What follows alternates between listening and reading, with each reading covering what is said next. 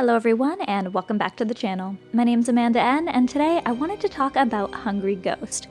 So I actually talked about this festival with Ryan Gable on his show The Secret Teachings this past week. Well, the week before, but as of writing this script and recording this, it was the past week. I'm going to link that in the comments down below, and thank you so much for any new subscribers that may have come from there. It's so good to have you here. On that show, we talked about the origins of Halloween, and Hungry Ghost was brought up, so I figured why not discuss it. So anyway, this sort of Eastern Day of the Dead caught my attention a bit because of the name. Hungry Ghost is said to have originated in China from the practice of offering seasonal sacrifices to ancestors.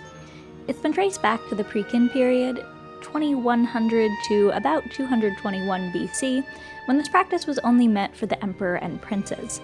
After a while, though, the practice spread to the public and was set on the 15th of the 7th month every year, the first full moon day in autumn.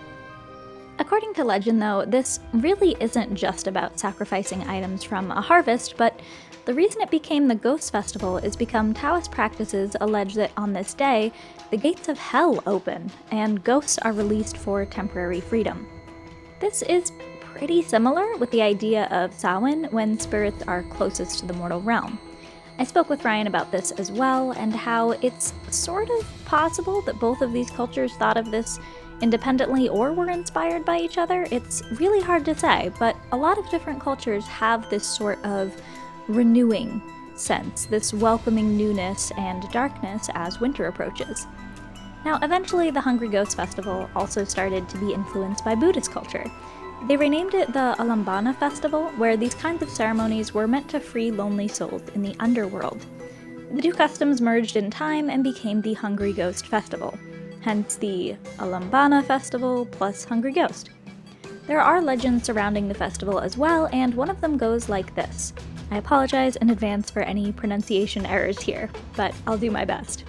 It is said that Kai Lun, a Chinese inventor, invented paper making during the Eastern Han Dynasty, and the shop he ran prospered so much that it brought him great fortune. His brother Kai Mo and his sister-in-law Huingyang greatly admired him, and Huingyang urged Kai Mao to learn papermaking from Kai Lun. But Kai Mo lacked the spirit of perseverance and was anxious to open a paper shop before he had even acquired proficiency in the skill of the trade. Subsequently, the paper he made was of such poor quality that nobody showed interest in buying it. Sometime later, Hunyang came up with a brilliant promotional plan and told Kai Mo to cooperate with her in carrying it out. One night, the neighbors suddenly heard Kai Mo broke into violent mourning in his house. Everyone rushed over to inquire about what had happened, only to hear that Hunyang had died.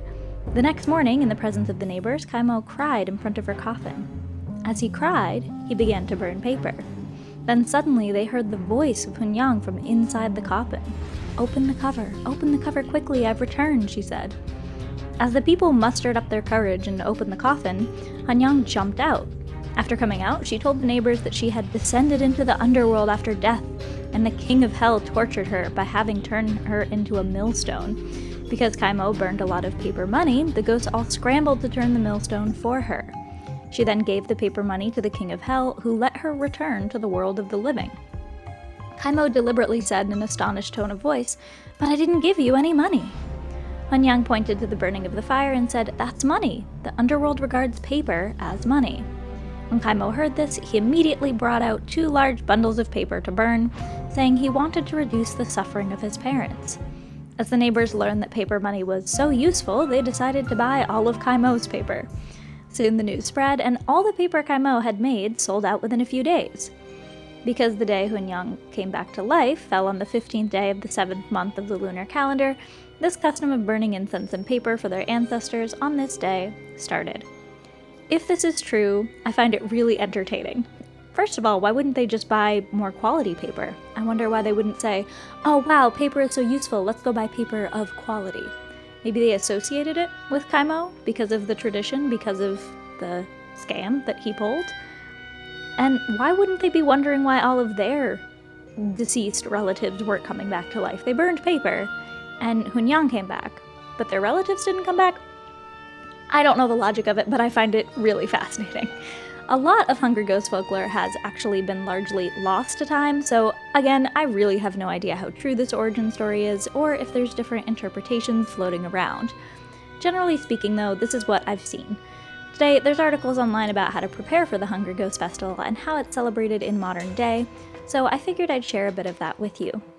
Sources say there's 2 parts to the night of this festival: a family dinner shared with the ghost, then an outdoor ceremony for any ghosts that are just wandering by. The week before the festival, you should buy ritual offerings like gold, jewelry, clothing, and incense. More elaborate and expensive things are reserved for a different festival. Then you check your calendar for a community festival. Chances are that if you live in China or a large Chinese community, there's grand outdoor nighttime festivals. These are usually Chinese operas, which have actually become a tradition to attend during Hungry Ghost. Floating lanterns, folded joss paper, and the dinner are all prepared shortly before the festival itself, and then once the dinner is eaten just as night falls, families will often set up a makeshift altar just outside their home.